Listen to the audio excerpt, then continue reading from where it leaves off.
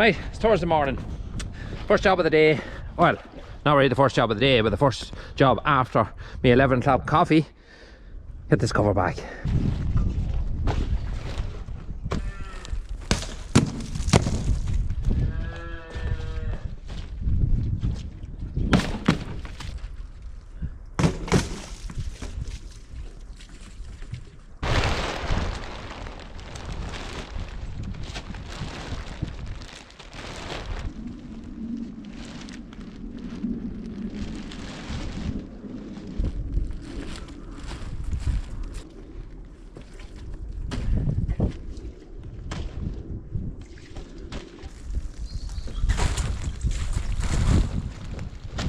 You gonna give me away?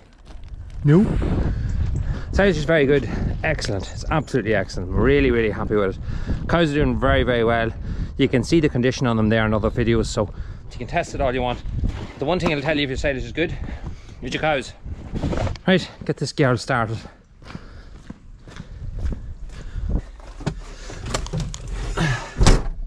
So I have an act to start my case. I was looking at Farmer P, any of you follow him. If you're not, you should be following him. But he has a case, it's a smaller version of this. It was his father's tractor, and I noticed that he was having trouble getting it started. I sent him a message just to give this procedure kind of a go and see how it would work, and I'm looking forward to hearing back from him to see that it help. I hope that it does. Every tractor's different, but mine has a little sequence that makes it always start, more or less.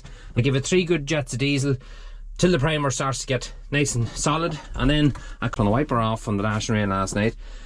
18 seconds. 18, here we go. There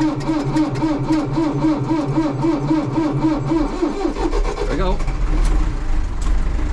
That works every time. It doesn't matter how cold it is, it works. And it is very, very cold. It was -1 last night, and she hasn't been started since yesterday morning. So every tractor has its own routine. The Massey start no problem. Doesn't matter what it was like, you barely have to heat it and it'll start. The only thing about the Massey is if the volts aren't high enough in your battery, she won't allow herself to start. She'll turn over and turn over and turn over, but she won't allow herself to start until the volts is a certain height. So, in odd time, I have to hook this tractor up to it, give it a bit of a boost and start straight away. Sure, look, we're all like that some mornings, you know yourself.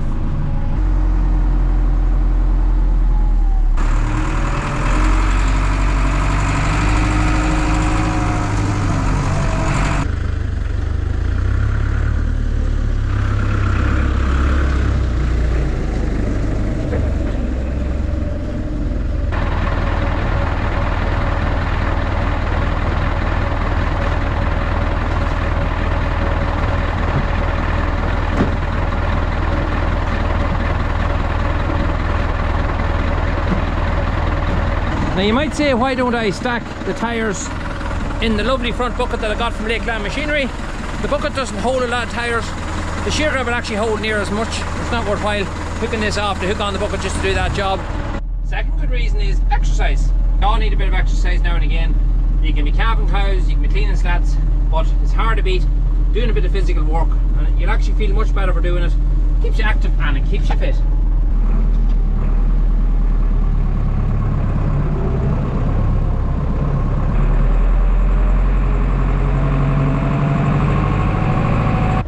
Next thing to do now is move this girl out of the way.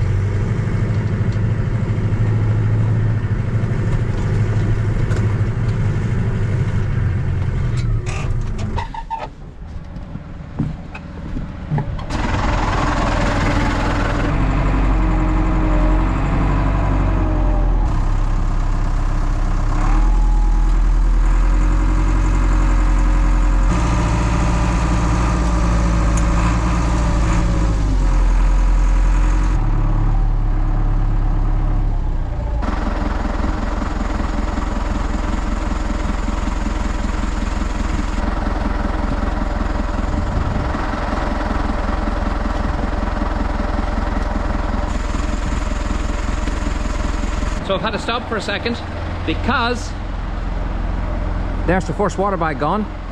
So get this girl into the cabin pen.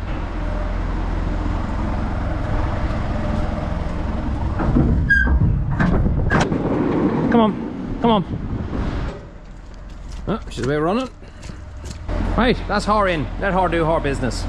If you guys are following us on Instagram, you'll see everything that's happened would have been seen going in at night and didn't calve. She was in last night, she didn't calve. I put her back in her house. It wasn't too long before she started showing the right symptoms.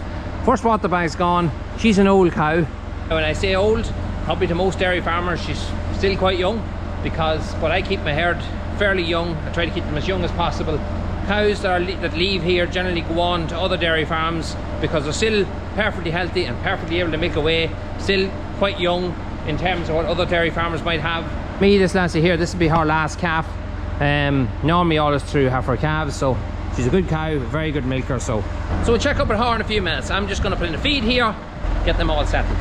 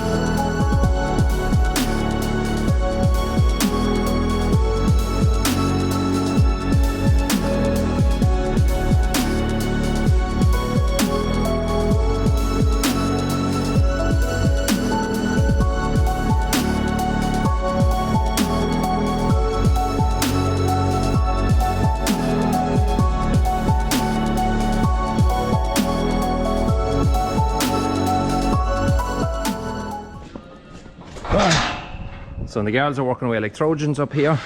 They're getting sheds ready for calves. There's a set of feet coming. Just sitting there chewing her cud. Not a bother. She's there. What's the big fuss, she says. So it's all a piece of cake. I'll give her a little while longer, let her do her thing herself without any help. She's a big cow, she's well fit to do it.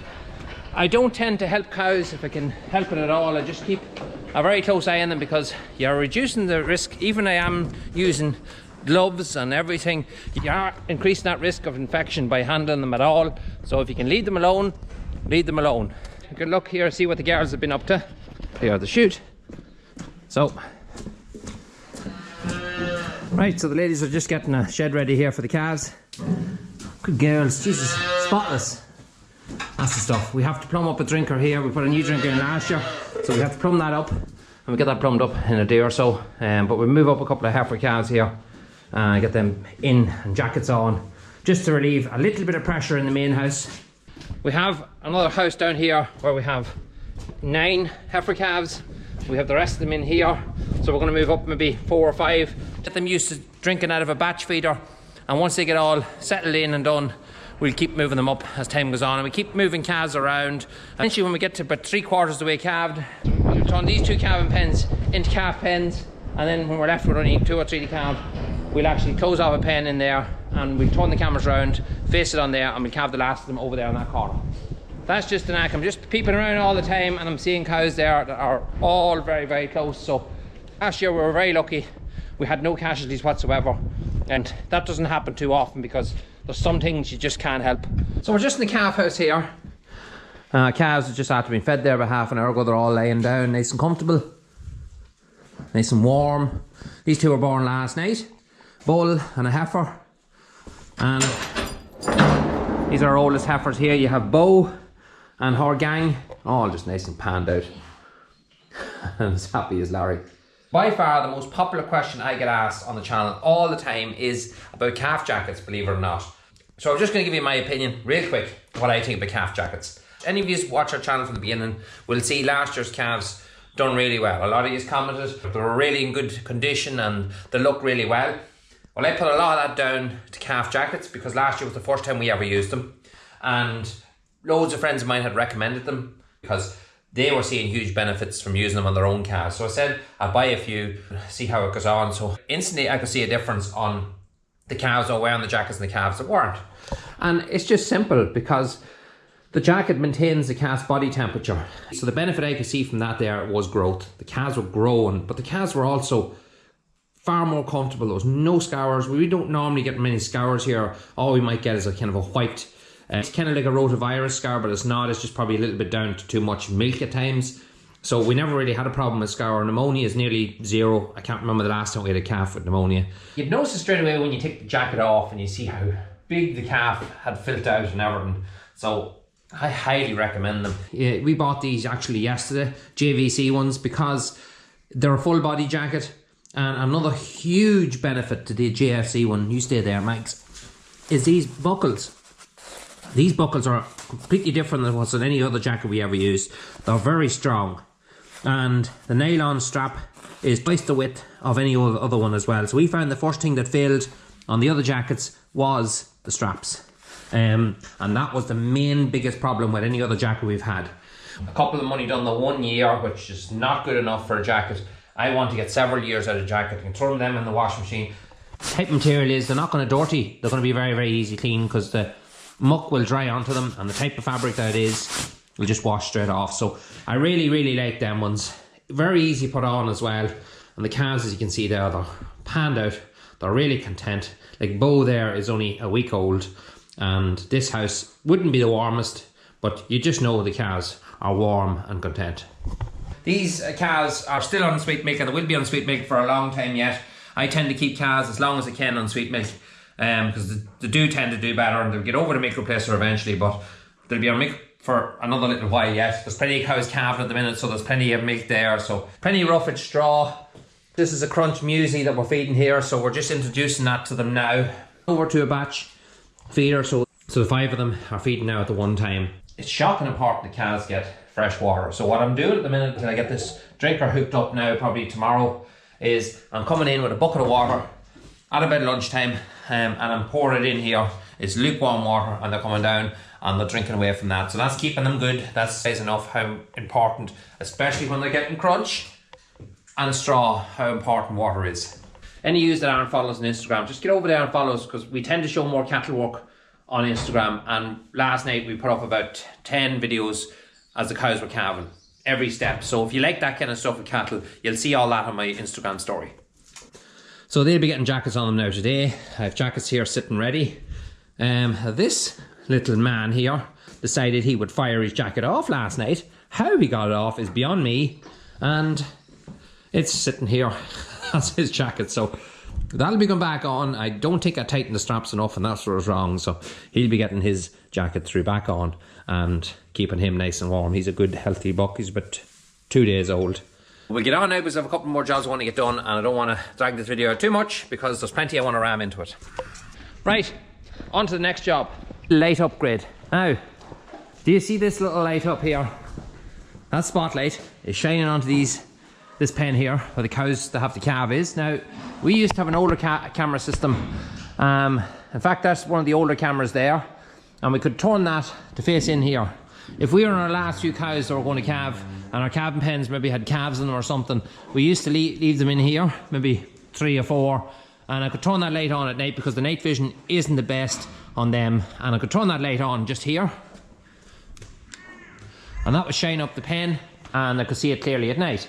I haven't used that in 3 years at least, and it's just sitting there doing nothing because the night vision is so good on the PTZs that there's no need for it. The problem with these cameras here compared to the PTZ is this, exactly what you see here now. That camera was cleaned no time ago, and you see these cobwebs?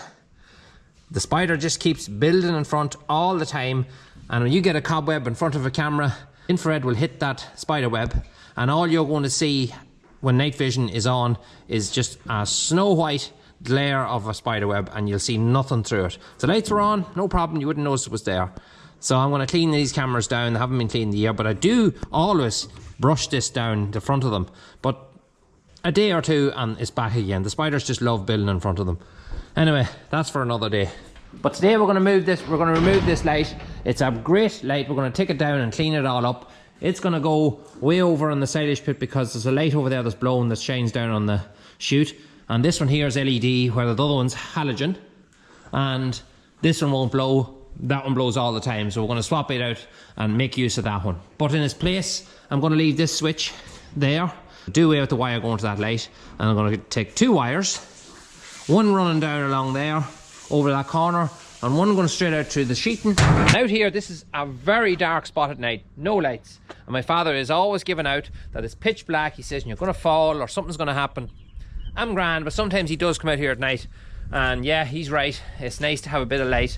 And when you're walking down here, especially to the corner, it can be a bit of a nuisance. It's always pitch black. So I'm going to put a light there, and I'm going to put a light here. The lights I'm going to put up are these lights I got here. I have used these a few years now.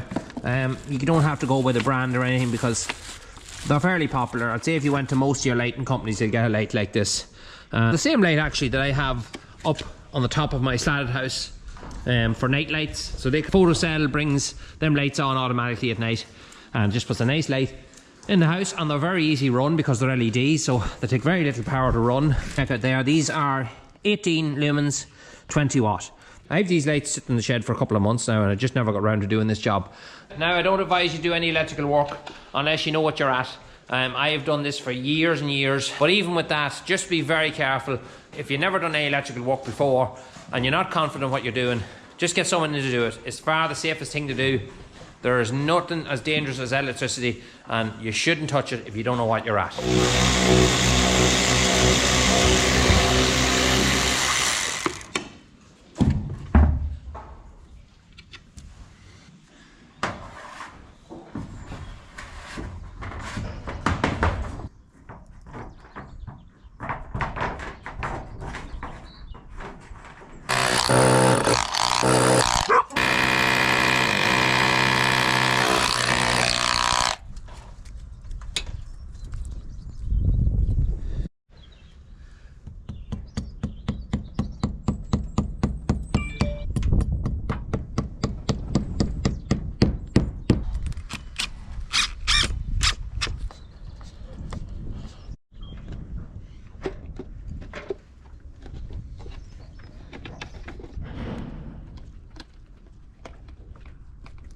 What we do now is tidy this cable up underneath it, just with a couple of clips, wall clips, and that'll just leave it nice and tidy and finished. That's one up, and just fixed into place. Nice neat. They're very easy light to put up. There's nothing hard about them. Now they say you're just supposed to put them against the wall like that there, and that's them finished. Water can't really get in with the way the wire sits in behind the unit. But what I like to do is I like to come along with a bead of silicone, just ordinary clear silicone, go the whole way around it and just give it that extra bit of seal. Because when these stop working, you just have to replace them. There's no replacement bulbs or anything. It's LED, so that's why I just go around it, seal it off completely, and then you know that everything's done and dusted and finished.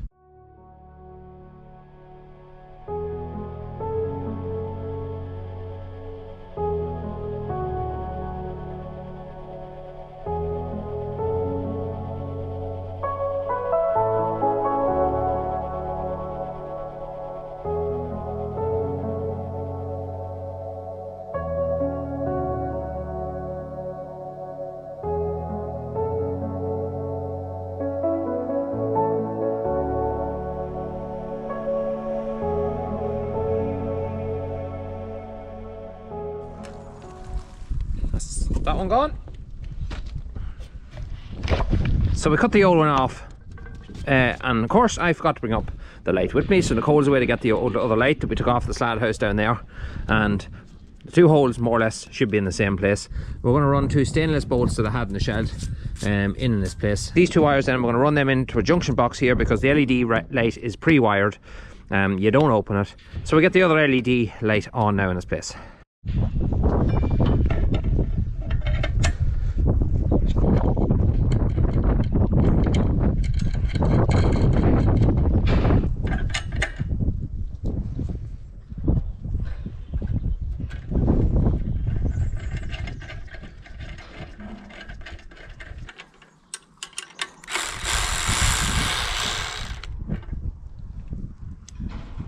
Tighten it a bit better.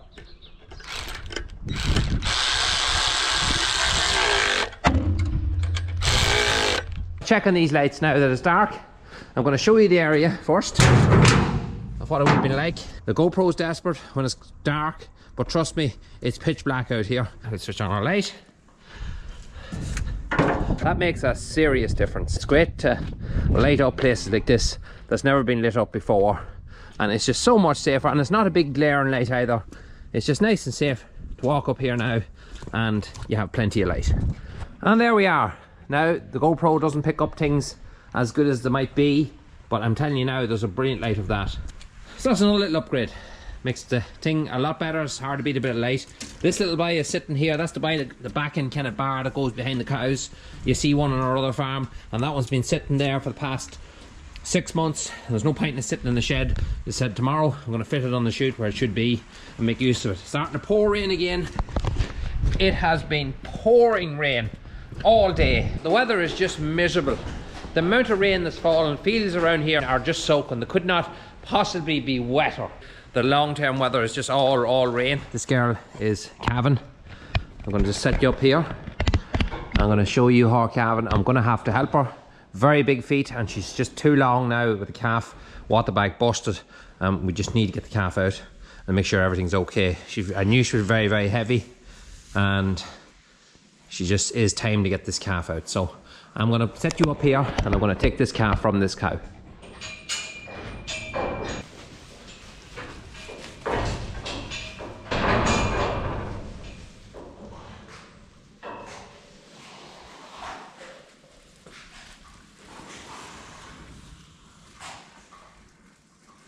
Okay, so the first thing we check is make sure the head's there, everything's fine. There's nothing really wrong, it's just a very big calf. It might be that big, it's just, it gives me the impression by looking at the feet that it's a nice sized calf, it's a Frisian. It's just she's a little bit long, and I don't want to leave her any longer. Especially with the water bag busted. If it wasn't busted, I wouldn't be in any rush. Once the water bag busted, the calf can drown. So it's usually time, and all I'm just doing now at the moment isn't put the ropes on the calf's feet inside. Ropes are all sterilised, very important. It's also very important to wear gloves. And don't handle anything until you have them feet out. You don't want to be introducing any infection.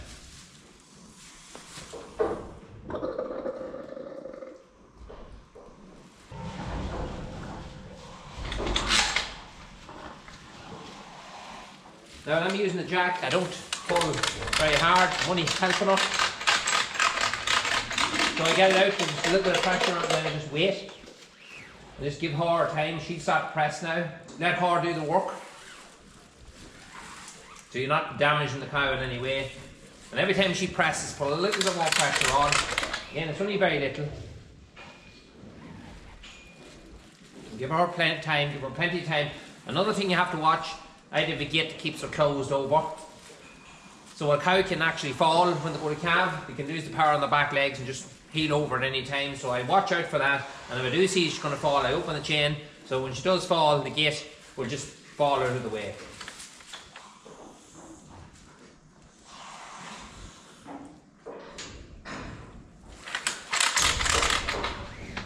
Everything's fine. Everything's perfectly normal. I can see the calf's nostrils moving and everything's where it should be. Sometimes you just weave it down first then, just to get the head out, and then everything goes fairly quickly after that. The head's about to come out now, it'll just pop out. There we go. Then we go a little bit faster then, just to keep the whole thing coming and there's no pressure on the lungs.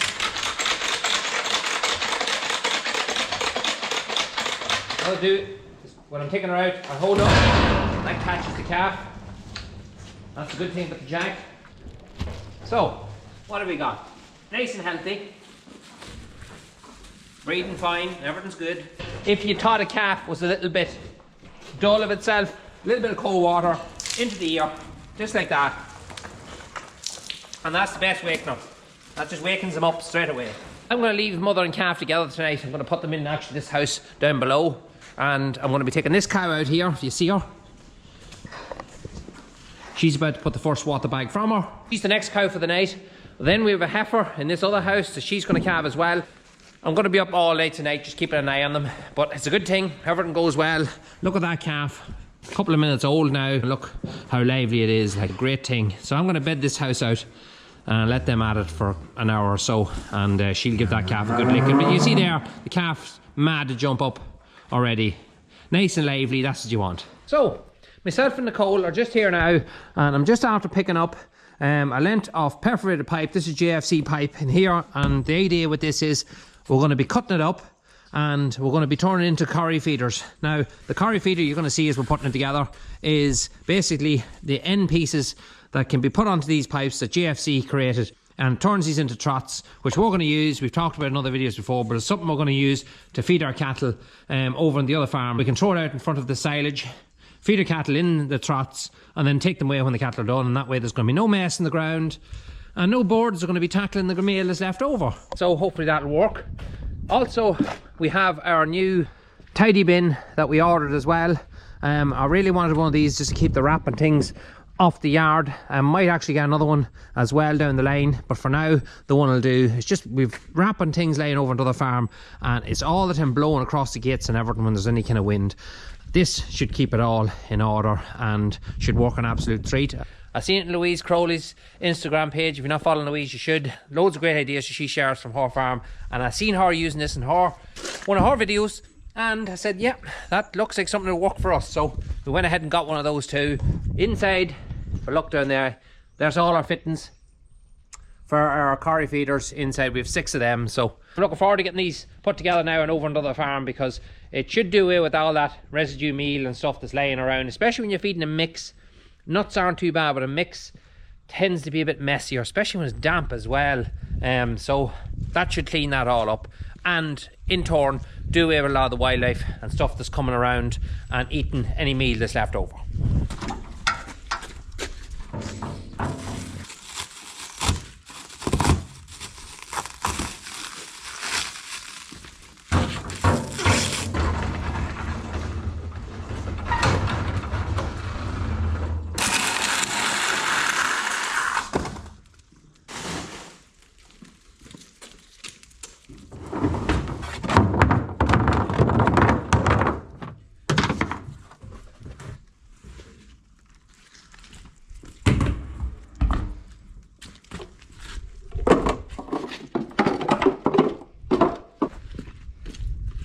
That's it. Thanks, Nicole, for your handy camera work as always. I haven't used one of these before, but they're very popular. So it's quite basic. You cut your first bale, kind of a diagram there how you're supposed to do it. So you cut your first bale a certain way, and then you put the first bale, the wrap of the first bale inside, and kind of use it like a bin liner. And then you put the rope around this here to hold it in place.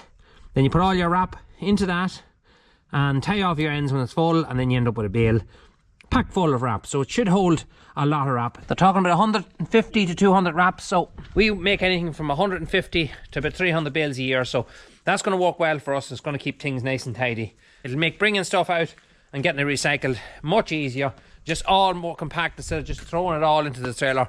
And even plastic like this here, we can get that all into it as well and just get rid of it all in one batch. And this video isn't sponsored by GFC. We got these items ourselves, and we sourced them and got them because a lot of you guys who are watching videos where we had trouble with the boards and crows over into the farm told us that we should get ourselves a curry feeder, that they were brilliant. So that's exactly why we went to GFC and got these items. Just that dirtiness off wrap, because it's blowing all over the place over into the farm. I was going to use a cage tank down there and cut the top of it and put it onto it. The only problem is getting it out of it, and that's the biggest issue. So this here, you can just fill it full, and I like the idea then you can just lift it up and the whole lot's just in one piece. Cool. So it's the day after now. I'm just over here at my other farm, getting ready here to feed my cattle and get them sorted for the day. It's absolutely pouring rain, and it's pouring rain since I put up that light yesterday, and it has not laid up whatsoever, and it doesn't look like it's going to stop the day either. Just hoping that it'll pick up soon so we can start thinking about slurry and things in a few weeks time, because at the minute it's so wet. It's just so wet. Anyways, before I wrap up today's video, I've had hundreds if not thousands of messages asking me about merch. I know I haven't given any proper updates since Christmas, and there's a reason for that. It's just that we have been speaking to so many different suppliers and different people, and we finally found someone who is absolutely exactly what I wanted. Someone that's going to handle everything. Myself and my wife work full time, and there was no way that we would have had time to take on something like that, and just would not work for us. What's happening is we've had a good few Zoom meetings, and everything has now been finalised and finished. A lot of the delay was my fault because I was probably being a little bit fussy on the material and stuff. You know the sort of me. I probably was a bit of a pain in the backside for the woman to work with too, but I just wanted the stuff to be right. We have the right recipe now. You can rely on one thing. They're going to wear well. They're going to be very suitable for farm use and for good use, depending on what you want to wear it for. And they're going to wash well, not going to fade, they're not going to fall apart. You're going to get your money's worth out of them. So what is coming is we've got hoodies, we've got body warmers that you've seen already, we've got a jacket that's actually like that body warmer, which is really nice. It's not a big hood jacket, it's just a high collar jacket. It's nice, it's light, but it's warm. We have kids overalls as well. We'll have t-shirts in a couple of different colours, and we'll have our beanies and our bobble hats. I'm not going to say the date, I know what it is, but just in case something will go wrong, and I don't want to disappoint anybody, what I will say is the end of February. But I'll keep you updated between now and then, and when we get closer to that date, I will eventually tell you what date it is so they can be ready for the launch when it happens. That's it for today's video. Thanks for watching as always. If you haven't subscribed, hit that sub button, give us a like, follow us on Instagram or Facebook, TikTok there as well, and keep you updated with what's happening on the farm. And until the next one, folks, we'll talk to you very soon. Right, back to get soaked again. Lovely.